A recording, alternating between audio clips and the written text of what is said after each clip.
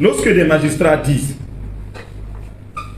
que nous n'étions pas indépendants, nous avions peur. Quand des magistrats disent que nous n'étions pas libres, est-ce que le résultat du travail effectué par ces mêmes magistrats sous l'égide du professeur Alpha Condé peut être la base du prise de décision pour le destin de la Guinée? Nous pensons qu'il faut faire beaucoup attention pour que ce soit les vrais bourreaux, les ennemis des filles et fils de la Guinée qui sont traqués et traduits devant un juge et qui seront condamnés. Et à vous les médias, je voudrais vous inviter à faire preuve de responsabilité pour ne pas stigmatiser des individus qui ont plutôt protégé les leaders. Nous avons entendu des leaders politiques, puisque vous savez que si nous perdions Cellou Dalein ce jour-là, si nous perdions Sidya Touré ce jour-là, si nous perdions Jean-Marie Doré ce jour-là, on n'aurait pas connu la paix que nous vivons aujourd'hui en Guinée. Donc ce que nous devons faire, c'est de commencer par reconnaître le mérite de ceux qui les ont protégés. Et ce que nous devons faire ensuite, c'est de nous battre pour que ceux qui sont concernés, ceux qui se sont impliqués, de près ou de loin, pour faire porter à notre peuple ces douleurs que nous avons connues, soient ceux-là qui soient traqués et traduits devant les juges. Qui se sont prononcés, mais je tâcherai tout de même à dire ce que j'ai compris. Puisque c'est comme ça, on ne rajoute pas et on ne conclut pas lorsque des intellectuels aussi expérimentés ont parlé avant nous. Et tout ce que je dirai là, je le mettrai sous le contrôle de mes prédécesseurs. Et j'espère qu'avec l'aide de Dieu, ceci sera une contribution pour la prospérité de mon pays. Les crimes commis au 28 septembre en 2009, c'était un événement qui a marqué l'histoire et qui, si cet événement n'est pas résolu comme cela se doit, continuera à constituer une chaîne qui retiendra l'ensemble des acteurs de ce pays et qui nous empêchera à nous hisser au sommet des montagnes. Nous ne devons pas continuer à vouloir le bonheur tout en buvant le sang des victimes dans ce pays. La justice doit être une véritable boussole pour une société qui se veut prospère, pour une nation qui se veut développer. Et dans la construction d'un destin, il faut aller sur un chemin sûr. Et le seul chemin sûr, c'est le chemin de la justice. C'est le chemin de la vérité. C'est le chemin du partage, rien que la vérité. Nous nous apercevons d'une chose.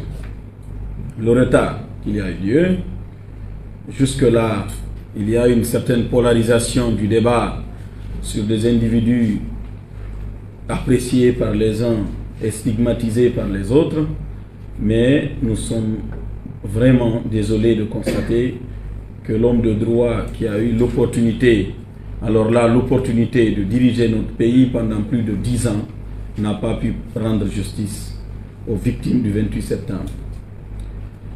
Alors, dans le collectif, comme mes aînés l'ont déjà dit, nous nous sommes aperçus que ceux qui étaient venus protéger les leaders politiques, ceux qui nous ont empêchés à tomber dans le cercle vicieux de l'instabilité politique et de la guerre civile, ces hommes en tenue qui avaient la responsabilité du maintien d'ordre, qui ont priorisé qui ont pris leurs responsabilités pour protéger les leaders politiques, sont beaucoup plus ciblés dans ce qu'on a appelé l'ordonnance de requalification.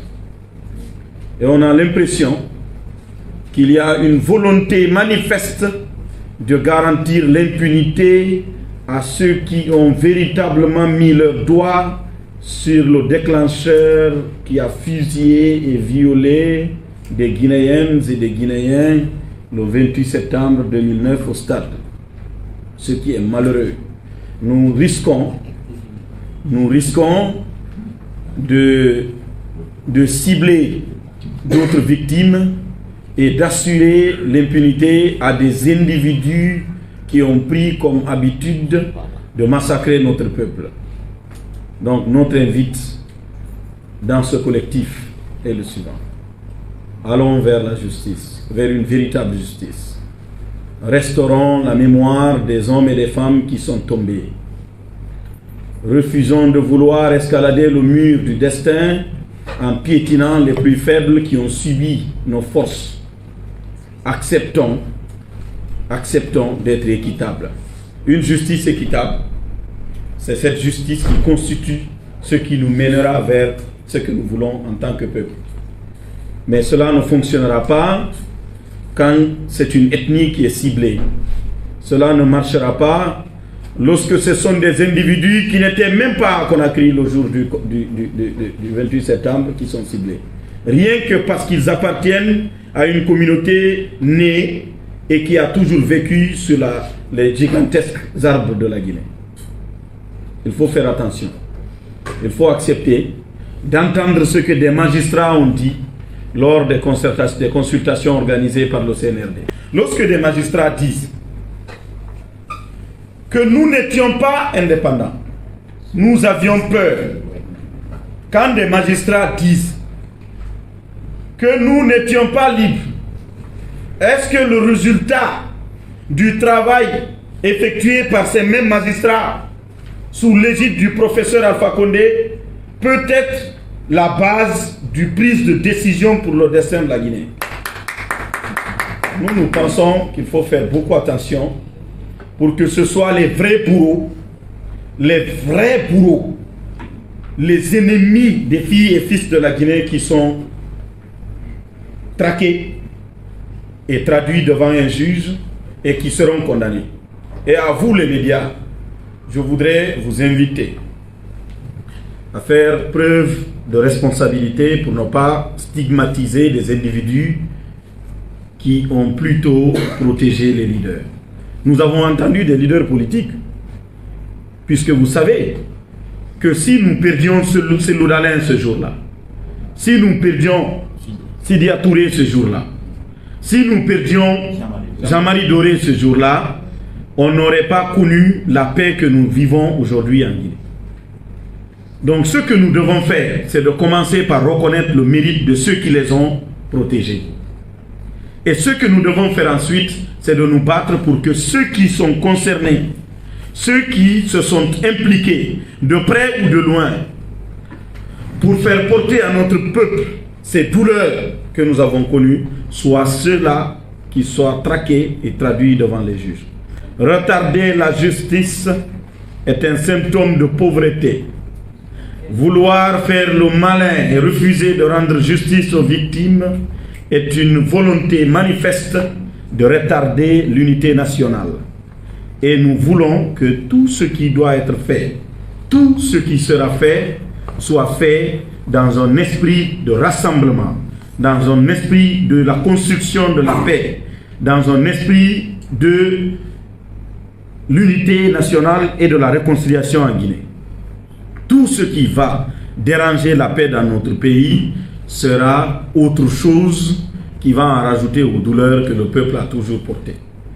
Je sais qu'il y a beaucoup de sujets sur lesquels vous souhaiteriez nous entendre, mais vous nous connaissez tous.